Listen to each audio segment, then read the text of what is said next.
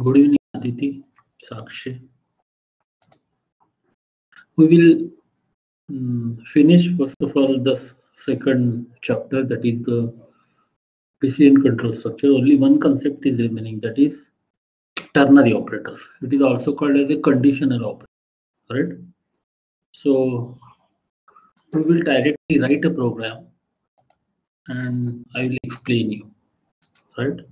So we'll talk about the ternary operator. We know that there are three categories. One is unary, second binary, and this is the ternary operator. Unary and binary are main numbers. Okay. Ternary is only single operator. I mean, only one ternary operator is there, right? Obviously, if you apply the theoretical definition similar to the unary operator and binary operator, then obviously we can see here that ternary operator needs three operands. Right? Three operands. Likewise, binary needs two operands. This ternary operator in C is question mark and colon. This is basically a ternary operator, right? This has to be used in pair. तो pair मध्ये असतो, right? हे दोन operator नाही आहेत, हा single operator आहे, question mark and colon, right? याचा सिंटॅक्स काय आहे की if expression 1 is true, execute expression 2. Otherwise, execute expression 3. Right? So this is how it is solved. If expression 1 is true, execute 2. Otherwise, expression 3. This is kind of a if else, right? But हा syntax बघून आपल्याला operator कसा वापरायचा ते कळत नाही. कसा solve होतो बघा. I write a program to find whether the number is odd or even, right? How will you solve this? Regular पद्धतीत तुम्ही कसं सॉल्व कराल? mod 2 equals 0, right? We know that if number is divisible by 2, it is even number. We can write printf the number is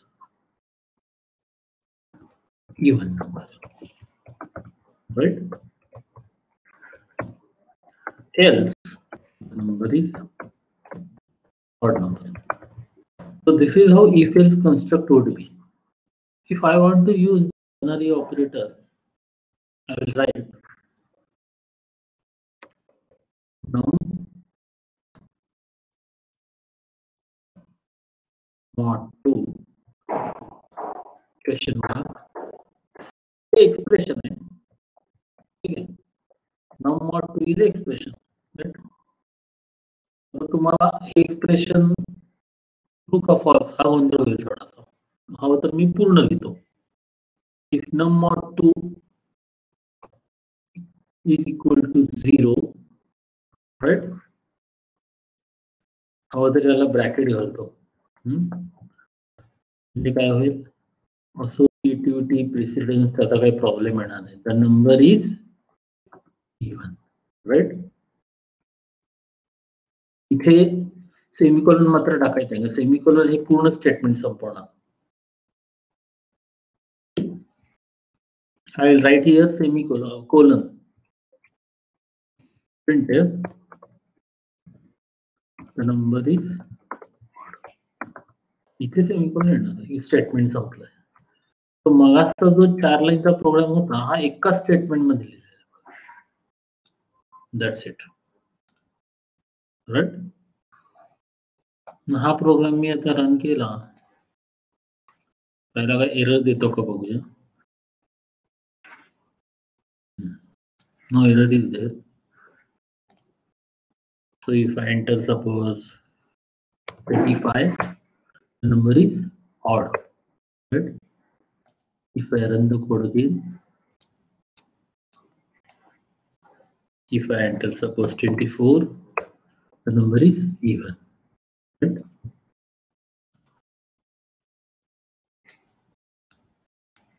Suppose I enter 0, the number is even, because 0 is even number, right? आता याचा कोडचा अभ्यास करू की हे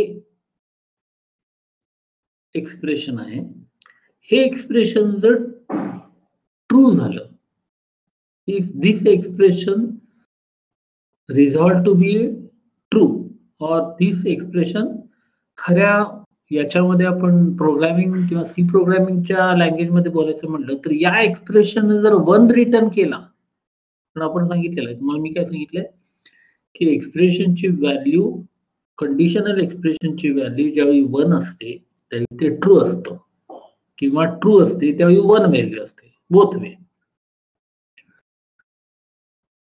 तर ह्या एक्सप्रेशनची value जर 1 रिटर्न होत असेल त्यामुळे ते ट्रू आहे, आणि ते ट्रू आहे त्यामुळे क्वेश्चन मार्क नंतरचं एक्सप्रेशन सॉल्व्ह कर असं कंपायलरला आपण सांगतो. आणि नसेल म्हणजेच हे फॉल्स असेल तर काय कर, हे एक्झिक्यूट कर.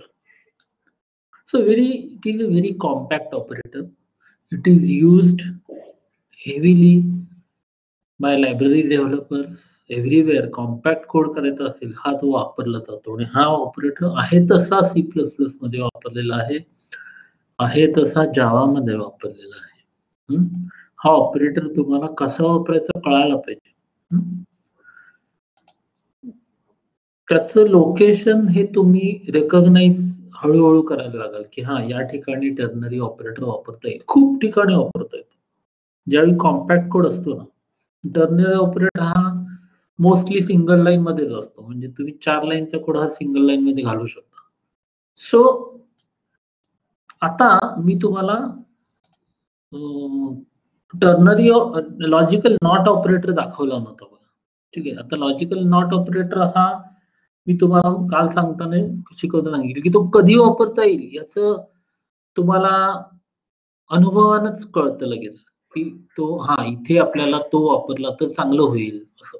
So if you go on writing programs, then automatically your instinct will tell you here you can use this operator, right? आता मी तुम्हाला हा प्रोग्राम मी लिहिला आणि मला आता ते डोक्यात आलं की टर्नरी ऑपरेटर मी तुम्हाला लॉजिकल नॉट ऑपरेटरचं एक्झाम्पल मी तुम्हाला दाखवलेलं नाहीये, पण इथे मी तुम्हाला दाखवू शकतो तो कसा काम करतो. तो तुम्हाला थोडक्यात सांगितलं फक्त ते तो खऱ्याचं खोटं, खोट्याचं खरं, ट्रूचं फॉल्स, फॉल्सचं ट्रू करतो वगैरे वगैरे वगैरे, ठीक आहे. इथे मला पटकन ते लोकेशन दिसले की yes this here we can use that. So I will show you how we can use that. समजा मी हे सगळं काढलं, remove all this thing. So question is whether this is expression. So yes, it is expression, right? This is expression. Now mod 2, because mod is a modulus operator, right?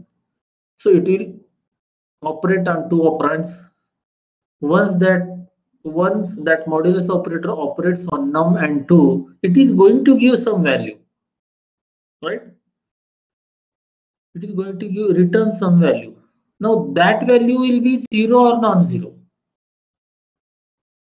right? इथे कुठेही relational operator नाहीच, लक्षात घ्या.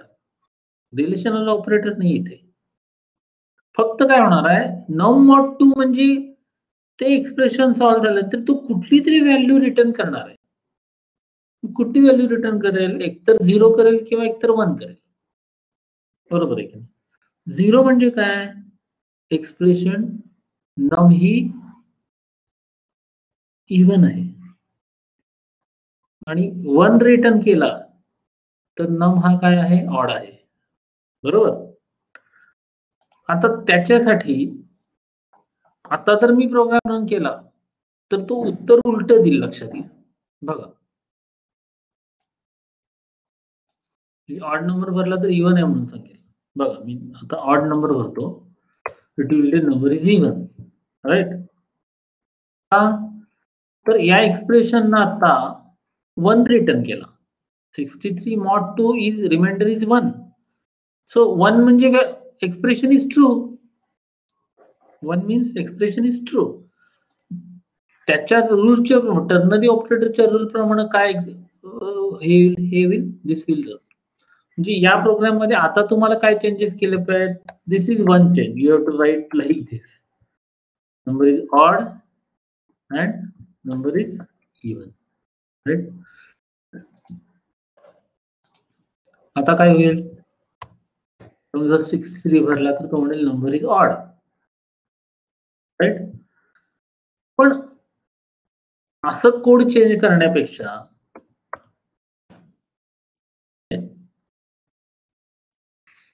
मी आता इथे परत even केलं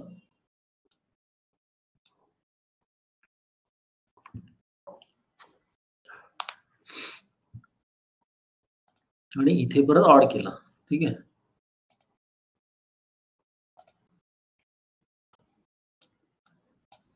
So suppose I enter 9. Observe this process I am telling you again and again. If I enter 9, the number is even. So 9 mod 2 is 1. 1 means condition is the value of the expression is true. And this statement is getting executed. What I will do now, I will use the logical not operator without changing this, without making changes in this printf statement, right? मी काय करणार,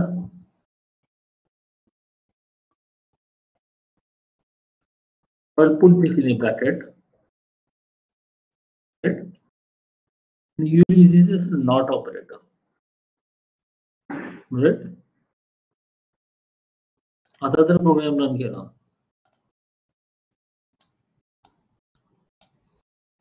enter number, suppose I enter 9, it will give number is odd.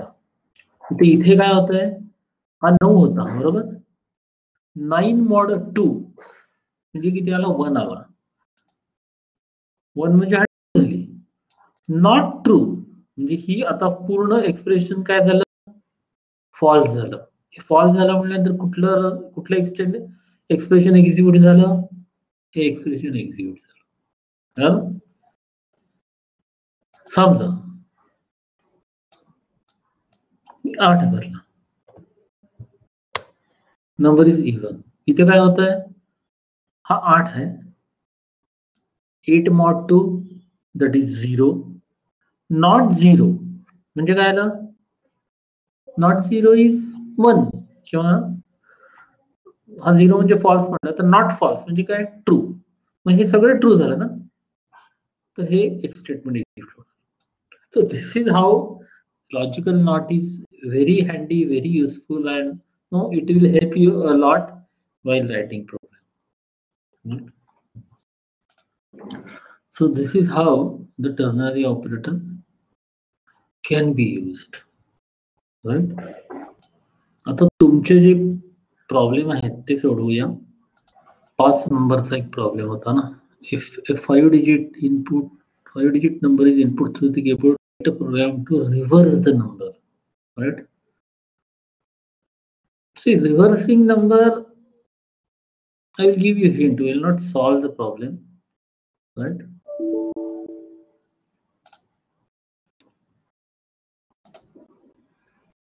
Another, if 5 digit is in number 9, if 5 digit number put through the keyboard, write a program to print a new number by adding 1 to each of its digit. For example, okay, reverse num, right? I'll save it as reverse num. Me reverse नम सगळा नाही सोडवत, तुम्हाला hint देतो ना.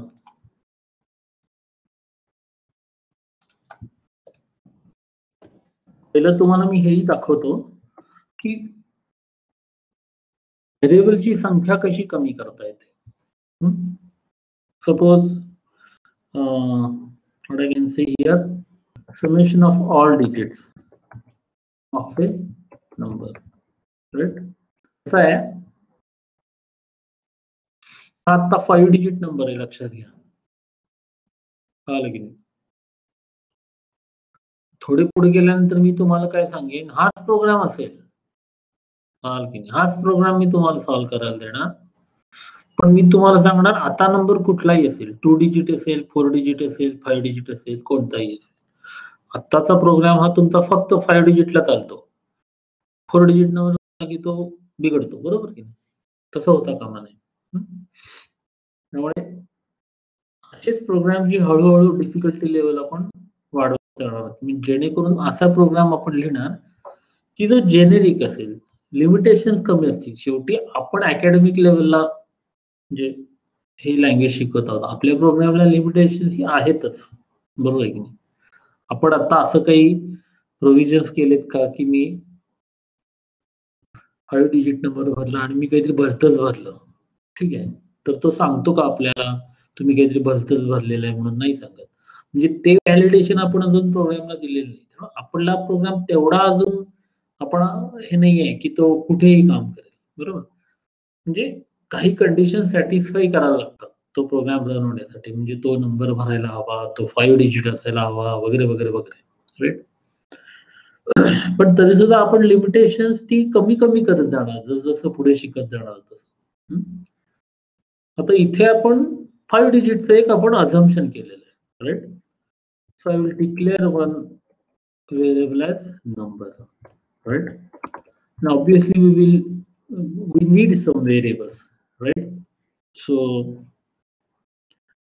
I will write like x1, x2, x3, x4 and x5, suppose, right? आता तुम्ही जो कोड लिहिलेला आहे ते तो मी वाचलेला आहे. म्हणजे I think Aditi has submitted and any other nobody else has submitted yet, right? आता याच्यामध्ये लॉजिक काय आहे की नंबर एखादा जर भरला, राईट दिस, तर मी 5 डिजिट म्हणतो, एंटर एनी 5 डिजिट. आणि आता आपण प्रोग्राम लिहिलेला नाही, फक्त मी तुम्हाला समजावून सांगण्यासाठी काय समजावून सांगणार आहे त्याच्यासाठी हे केलं. आता समजा मी नंबर एखादा भरला, 5 डिजिट नंबर आहे, बरोबर? काय झालं बघितलं, this is also called a bug. The number you entered is person, मी ते व्हेरिएबलचं नावच लिहिलं नाही, त्यामुळे तुम्हाला ती काहीतरी जंक व्हॅल्यू त्याने फेकून दिली, कळलं की नाही? कुठल्या व्हेरिएबल मधली व्हॅल्यू पर्सेंट फॉर्मॅट मध्ये लिहायचंय तेच तुम्ही लिहिलं नाही. So comma what number, right? The number you entered is 52648. आता इथे दोन प्रोग्राम मी समजावून सांगतो तुम्हाला. एक असा की आपल्याला मॅथमॅटिक्स मध्ये शिकवताना शिकवलेलं आहे की याची युनिट प्लेस आहे, याची 10 प्लेस आहे, याची 100 प्लेस आहे, याची किती आहे 1000 प्लेस आहे आणि याची 10,000 आहे. मला वाटतं या वाक्यात तुम्हाला सगळं कळलं असेल, बरोबर की नाही अदिती? तुम्हाला जो रिव्हर्स नंबर करायचा आहे हेही सोल्युशन या वाक्यात एका कळालं असेल. आता पहिला प्रोग्राम बघू. पहिला कुठला की समेशन करायचं. समेशन करायचं म्हणजे तो जो नंबर आपण एंटर केला, काय, so for example if 43,654 is entered, should give output आहे 4 3 7 7 13 आणि 9 22, राईट. त्याच्यासाठी तुम्हाला प्रत्येक डिजिट हा वेगळा केला पाहिजे, बरोबर. हे समजावून पहिल्यांदा घ्या. प्रोसेस सगळी ठीक आहे, ठीक आहे. पहिलं प्रॉब्लेम काय आहे? प्रॉब्लेम असा आहे की 43654 हा सिंगल नंबर आहे आणि तो सिंगल मेमरी मध्ये स्टोअर झालेला आहे. 2 बाइट्स मध्ये किंवा 4 बाइट्स मध्ये तो स्टोअर झालाय. त्याच्यातला डिजिट वेगळा करणं सोपं नाहीये. कारण ती स्ट्रिंग नाहीये. स्ट्रिंग असली तर सेपरेट करता आली असती. पण हा डिजिट आहे, बरोबर. नंबर आहे, तो इंटिजर नंबर आहे. म्हणजे त्याच्यातला प्रत्येक डिजिट हा सेपरेट करण्यासाठी तुम्हाला काहीतरी ऑपरेशन्स करायला पाहिजे, बरोबर. तुम्हाला काय सांगितलं की एक नंबर हा तुम्हाला म्हणजे डिव्हाइड केलं तर तुम्हाला भागाकार मिळतो आणि मॉड्युलस जर केलं तर तुम्हाला रिमाइंडर मिळतो. हे तुम्हाला हा प्रोग्राम तिला त्याच्या आदल्या दिवशी मुद्दाम छोटासा प्रोग्राम करून दाखवलेला आहे मॉड्युलस ऑपरेटरचा. मॉड्युलस ऑपरेटर आपल्याला इथे वापरायचा आहे की 43654 ला ज्यावेळी आपण 43654 या नंबरला ज्यावेळी आपण मॉड करू 10 न त्यावेळी हा नंबर वेगळा होणार आहे आणि डिव्हाइड करू त्यावेळी हा नंबर वेगळा होणार आहे. हे लक्षात घ्या. म्हणजे मी असं लिहिलं num x1 is equal to num number mod 10, right? What will happen? X will contain,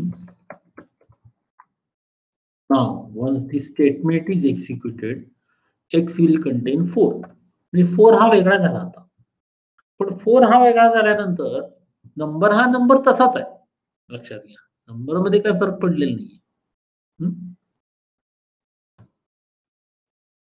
त्यामुळे तुम्ही नंतर केलं की समजा x2 is equal to number divided by 10 केलं, बरोबर आहे की नाही. नंबर डिवायडेड बाय म्हणजे 43654 डिवायडेड बाय 10 सी मध्ये तो काय करेल, फ्रॅक्शनल पोर्शन हा काढून टाकतो. तो आपल्याला माहिती आहे सीच्या रूल्स प्रमाणे दोन्ही इंटिजर असतील तर फ्रॅक्शनल पार्ट हा काढून टाकतो. त्यामुळे भागाकार किती येईल, 4365, राईट. 0.4 हा पण 0.4 निघून जाणार, राईट. सो नाव x1 लिहायला पाहिजे, x1 x2 will contain what, 4 3 6 5, बरोबर आहे ना. आपण काय करायचं, सी लँग्वेजचीच फॅसिलिटी वापरायची. आता कुठली वापरायची की सी लँग्वेज मध्ये in C in mathematics x is equal to x plus 1 is invalid, बरोबर आहे की नाही. मॅथमॅटिक्स मध्ये इनव्हॅलिड स्टेटमेंट आहे. Left hand side right hand side या बॅलन्स झाल्या पाहिजे. x is equal to x plus 1 mathematics मध्ये इनव्हॅलिड स्टेटमेंट आहे, but is valid in C. Why? Because in C the right hand expression will be solved first and the value is assigned to x, बरोबर आहे की नाही. Mathematics मध्ये काय होतं, हे एक्सप्रेशन इक्वल टू हे एक्सप्रेशन हे कम्पेअर केलं जातं, बॅलन्स केलं जातं, बरोबर आहे की नाही.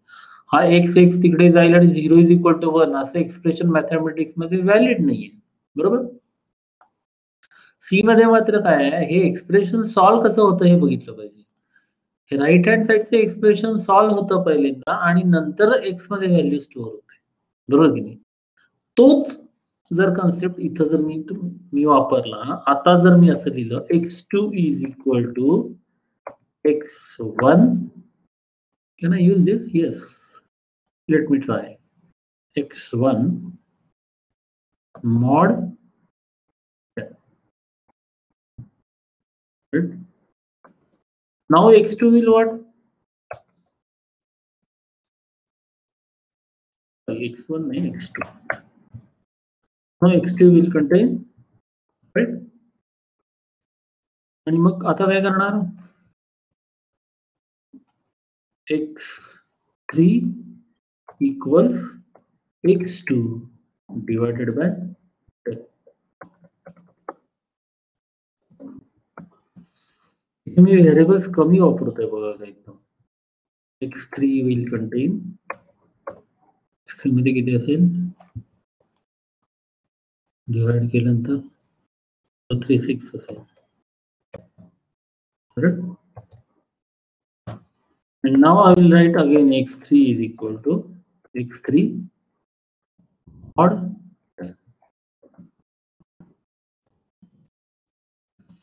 तुमचाच प्रोग्राम मी तुम्हाला थोडीशी जगलरी केलेली का, सी लँग्वेज मध्ये शेवटी आपण काय करू, आपल्या हातात आहे सगळा कंट्रोल, म्हणून तर सी लँग्वेज शिकायची. You have got full control. त्यांनी जे दिलेलं आहे तेच वापरून आपल्याला आपल्याला जे काही साध्य आहे ते साध्य करायचं आहे. इथे आता काय करणार, x3 mod 10 म्हणजे तू किती देणार, x3 will contain 6. म्हणजे मी 5च व्हेरिएबल वापरली, 5 व्हेरिएबल मी अजून कमी केली, लक्षात घ्या.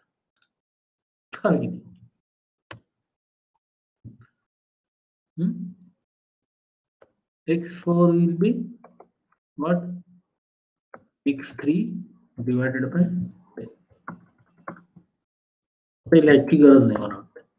आणि x4 will be x4 mod 10. Right? No, x4 किती झाला, 3. Right?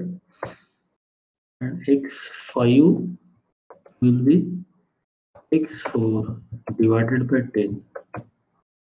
x5 will be x5 mod 10.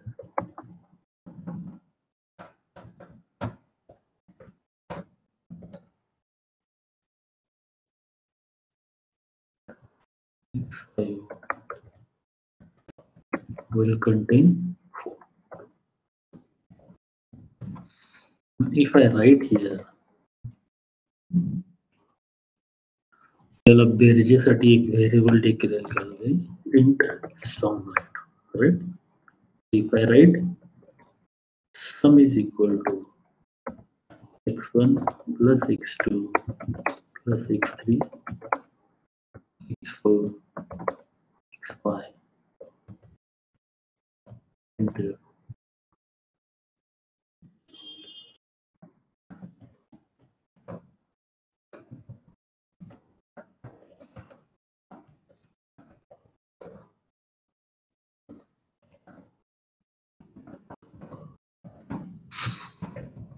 right, summation of all digits in a percent d is percent d. म्हणजे काय, percent d म्हणजे कुठला नंबर मधल्या, आणि त्याची बेरीज किती आहे, सम. राईट?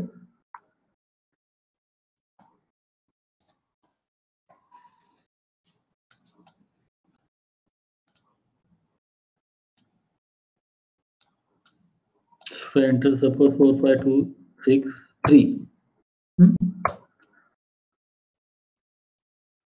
चुकले का, चुकली असेल, 5 9 शेल 9 2 11 6 17 3 20 आहे ना, कुठेतरी गडबड झाली असेल, इथे कुठेतरी गडबड झाली असेल.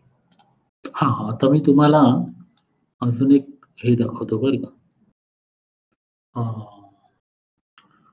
प्रॉब्लेमच असा निर्माण झालेला आहे, म्हणजे तुम्हाला असं हे वापरता येईल. तर हे मॅन्युअली आपण सोडवू शकतो. कळालं की नाही? प्रत्येक स्टेटमेंटला. कळालं की नाही? ते आपण मॅन्युअली इथे कुठेतरी गडबड झालेली एवढ्या ह्याच्यात. आपण तेच व्हेरिएबल वापरले ना.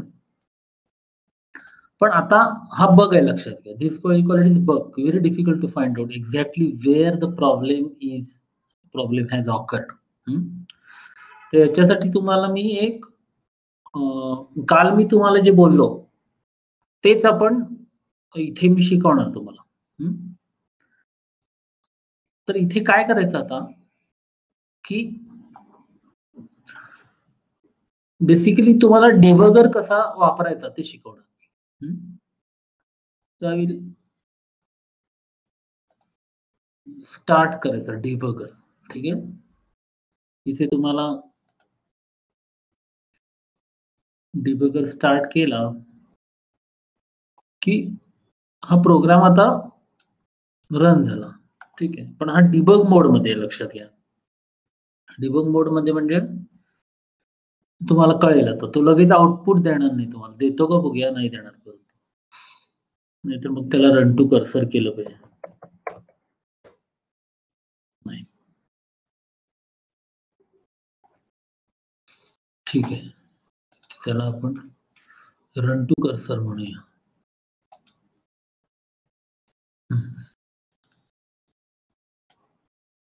हा रन टू कर्सरला गेला आपण. म्हणजे डिबग मोडमध्येच आहे, पण रन टू कर्सर आहे. म्हणजे इथपर्यंत आता कंट्रोल आलाय. 16. मी काल तुम्हाला म्हटलं ना, की 16 the statement number 16 is yet to be executed. So there is no any output on the screen, right? So I will go to, मी इथे काय करणार, स्टेप इनटू करणार नाही, कारण तो प्रिंटएफ म्हणजे त्या ह्याच्या आत जाणार. कशात? मी तुम्हाला काल थोडंसं सांगितलं, सगळं समजणार नाहीये, तुम्हाला हे वापरलं पाहिजे. मी तुम्हाला सांगितलं की काही स्टेटमेंटला आपण स्टेप इनटू करायचं नाही, नेक्स्ट लाईनला जायचं. आता इथे नेक्स्ट लाईनला जायचं. कळलं? स्टेप इनटू मी तो प्रिंटएफच्या आत जाणार लायब्ररीमध्ये. ठीक आहे. So here I will go to the next line. आता तो डायरेक्ट 17ला गेला बघा. आता इथे मेसेज आला असणार आहे. आलाय बघा मेसेज. काल एंटर एनी 5 डिजिट नंबर. बरोबर. पण इथे तुम्ही आता भरायचा प्रयत्न केला तर भरला जाणार नाही नंबर, कारण जो स्कॅनएफ फंक्शन एक्झिक्यूट व्हायचंय. कळलं? आता इथे मी काय करतो, परत नेक्स्ट लाईनला जातो. कळलं? नेक्स्ट लाईनला म्हटल्यानंतर इथे आता मी मगाशी नंबर जे 2 डिजिट भरले ते बफर मध्ये होते. आता भरतो 45826, राईट. इथे एंटर मारला की परत कंट्रोल कुठे जाईल? डिबगर मध्ये जाईल. इकडे आला बघा, 19 नंबरला आला आता कंट्रोल. बरोबर. तर इथे परत नेक्स्ट लाईन म्हणायचं, कारण हा फक्त काय हे आहे. तर मला तुम्हाला काय दाखवायचंय हे समजावून घ्या. डिबग मध्ये जायचं. डिबगिंग विंडोज आहेत. इथे वॉचेसला जायचं. तर here watches are there, right. Watch म्हणजे हे मी तुम्हाला दाखवलं, जसं मेमरीमध्ये जी व्हेरिएबल्स साठी मेमरी दिलेली आहे डेटा सेगमेंटमध्ये व्हेरिएबल साठी जी मेमरी दिलेली आहे ही सगळी व्हेरिएबल्स आहेत. कळलं की नाही? नंबर सम जितके आहेत ती x1 x2 x3 x4 x5 त्याच्यातले या व्हॅल्यूज आहेत. कळलं? या ज्या आहेत या व्हॅल्यू आहेत. आता तुम्हाला हे दोन्ही समजावून सांगतो.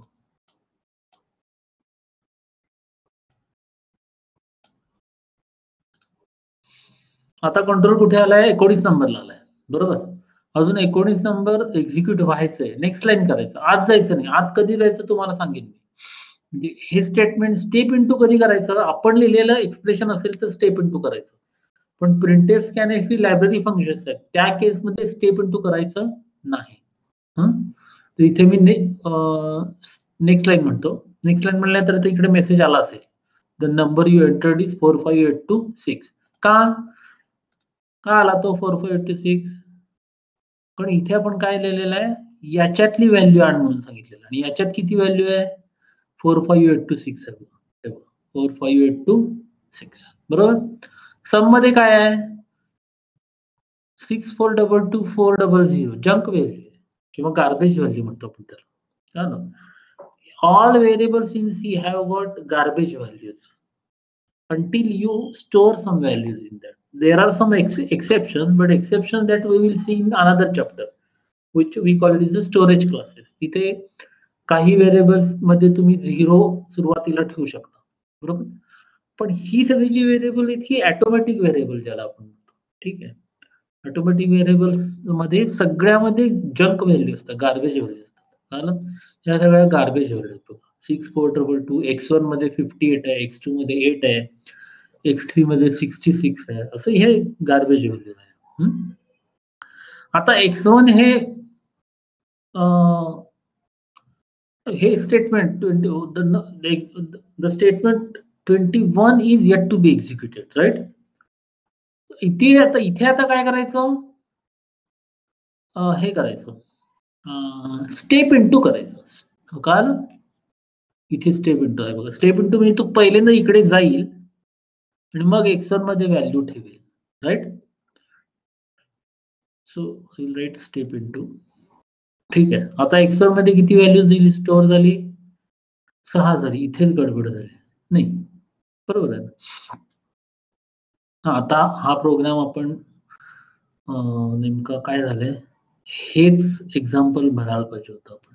ठीक आहे, असू दे. आता याच्यावर काम करूया. याच्यातली प्रत्येक value x1 x2 x3 x4 x5 मध्ये येते का बघूया. 6 तर आली, ही बरोबर आहे, बरोबर. तर x2 मध्ये किती येते बघूया. स्टेप इंटू x2 मध्ये 4 5 8 2 आली, बरोबर आली. आता परत x2 चं एक्सप्रेशन लिहिलं म्हणजे 24. The expression, the line number 24 will be executed. नाही, 23 will be executed, right? So 23 मध्ये 2 आला पाहिजे, आला. x2 मध्ये 2 आला म्हणजे 6 मिळाला, 2 मिळाला. पुढे कुठेतरी प्रॉब्लेम आहे. x3 मध्ये किती येतोय बघूया. x3 मध्ये 0 आला. x2 divided by 10. Why 0? x2. Okay. Right. आला ना प्रॉब्लेम काय होतोय. Here there is a problem, right. ठीक आहे, आपण हा प्रोग्राम चेंज करू. तुम्हाला प्रॉब्लेम कळाला ना काय होतंय ते. इथे लगेच सापडला बघा डिबग करताना. आपण एक समजतो तो तसं होत नाहीये. ठीक आहे. I will start the debugger, right. Stop the debugger and I will modify this program. आता इथे काय करायचं, एक मार्ग आहे त्याला. x2 is equal to number divided by 10 केलं आपण. x1 is equal to number mod 10. Right. इथे आपण काय करूया, नंबर डिवायडेड बाय करूया. Number is equal to number divided by 10 असं तर चालेलच ना. मग काय प्रॉब्लेम आहे, राईट. चालेल की नाही. हे सगळं काढून टाकू, तुमचा गोंधळ नको व्हायला. हे चालतंय की. फक्त इथे कसं आहे, हे असू दे, हे काढून टाकतो, हे काढून टाकतो, हे राहू दे सगळं, हे बरोबर आहे. नाव I think program will execute. आपण इथे व्हेरिएबल्स न वाढवताच प्रोग्राम सोडवायचा प्रयत्न केला. आला का, आला असावा. Summation of all digits in a 4 म्हणजे काय, 4 5 2 8 6. ओके. आता 4 म्हणजे तो शेवटचा 4 आला, नंबर बदललाय ना त्यामुळे. हा बदलत गेलो ना आपण. You have to play along with it.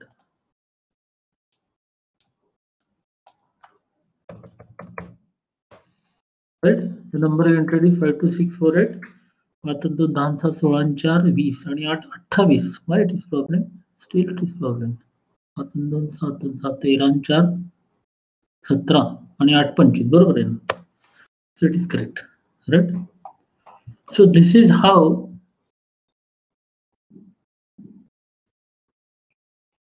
आता रिव्हर्स मध्ये काय करणार तुम्हाला युनिटच्या प्लेसला 1000 द्यायची हो कळालं की नाही इथे जर म्हटलं इंट रिव्हर्स नम बरोबर रिव्हर्स नम म्हणून काय येणार reverse num is equal to you have to write what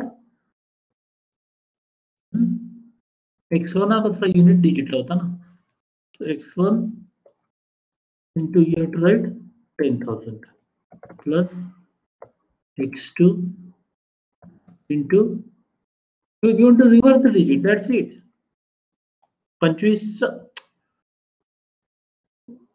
चा रिव्हर्स करायचं 52 तर काय करणार तुम्ही 25 म्हणजे काय आहे 25 मध्ये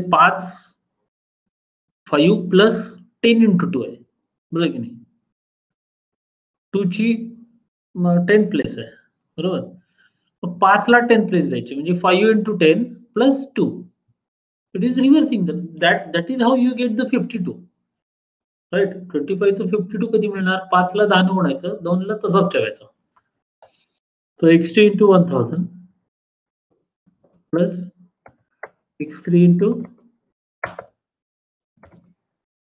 100 plus x4 into 10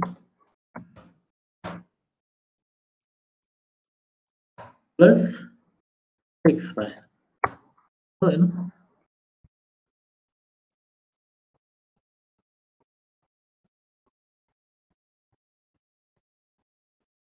नाही तोच नंबर मिळेल आपल्याला x5 पासून उलट जायला पाहिजे ना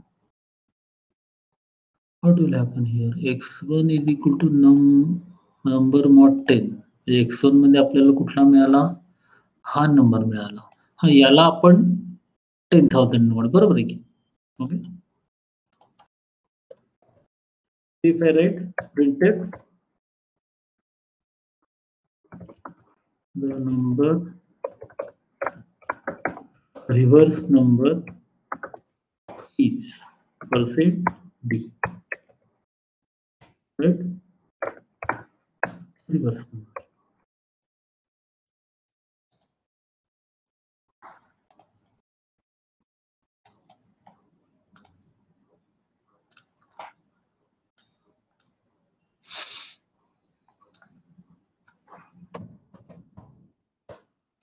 fixed 4 to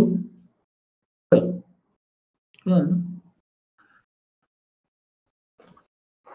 राईट ओके कळालं का दोन्ही प्रोग्राम कळाले एकच प्रोग्राम मध्ये मी सगळं समजावून सांगितलं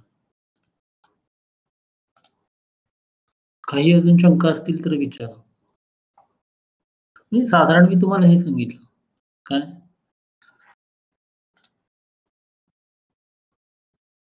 last one okay last one last one jugglery ना this just jugglery I will show you.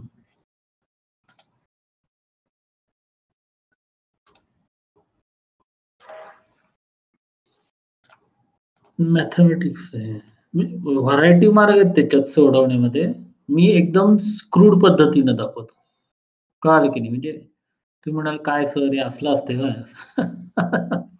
एकदम रॉ म्हणजे ती रॉच नाहीये कळालं की नाही मॅथमॅटिक्स म्हणून म्हटलं जगलरी मॅथमॅटिक्सचा कन्सेप्ट वापरून ती केलेली पण ती परत लिमिटेशन आहे या नंबरला ती काम करत नाही या नंबरला काम करते some kind of thing right त्याच्यामध्ये जर तुम्हाला अगदी परफेक्ट प्रोग्राम जर सोडवायचा असेल कुठल्या तरी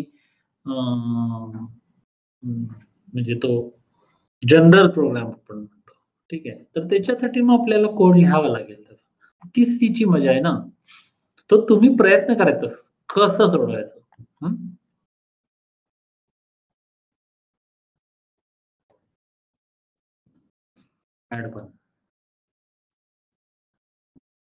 हे मी दाखवणार हे मॅथमॅटिक्सचा कन्सेप्ट वापरणार तसा सीचा कन्सेप्ट काय वापरणार नाही मी लॉजिक काय वापरणार नाहीये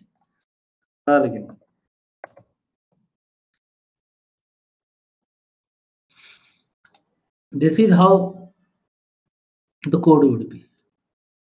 This is the key statement. Nothing more than that.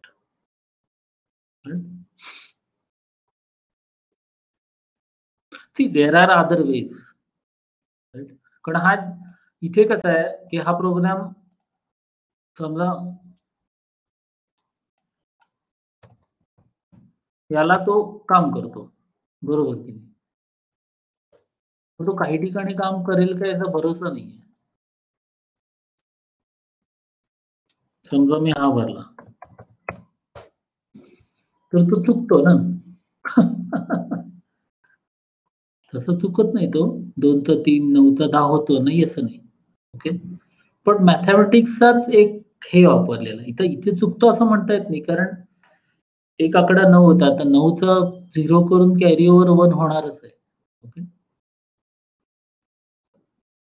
पण अतिशय सोप्या पद्धतीनं त्याच्यातला प्रत्येक डिजिट हा 1 न वाढवता येतो.